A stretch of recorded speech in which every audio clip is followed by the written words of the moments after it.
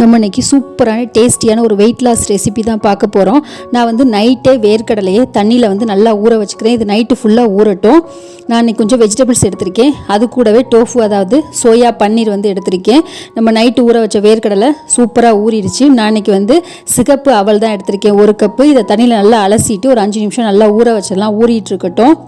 ஒரு கடாயில் நான் இன்றைக்கி 2 ஸ்பூன் அளவு நல்லெண்ணெய் சேர்க்குறேன். மண்சட்டியில் கொஞ்சமாக கடுகு, ஜீரகம் தாளிச்சிக்கலாம். கூடவே வந்து வெங்காயம், கருவேப்பிலை போட்டுட்டு 1 கப்பு கேரட்டு, பீன்ஸு, பச்சை பட்டாணி, நான் வந்து இன்றைக்கி ஸ்வீட் கார்ன், பச்சை கார்ன் தான் சேர்க்குறேன். நம்ம ஊற வச்ச கடலையை சேர்த்து உப்பு சேர்த்து கொஞ்சம் மிக்ஸ் பண்ணி விட்டு வேக விட்டுறலாம். கொஞ்சம் வெந்ததுக்கப்புறம் முட்டைக்கோசும் நம்ம வெட்டின டோஃபுவையும் சேர்த்து மஞ்சள் தூள், ஊற வச்ச போகா, சிகப்பு அவல், மிளகு, எலுமிச்சம்பழம் புழிஞ்சு விட்டு கொத்தமல்லி தூவி இறக்குனோம்னா நம்மளுடைய சூப்பரான இது ரெடி ஆயிடுச்சு. சாப்பிட்றதுக்கு முன்னாடி பச்சை வெங்காயம், கொத்தமல்லி, தேங்காய், மாதுளம்பழம்லாம் தூவி சாப்பிட்டிங்கன்னா சூப்பராக இருக்கும். கண்டிப்பாக ட்ரை பண்ணி பாருங்கள்.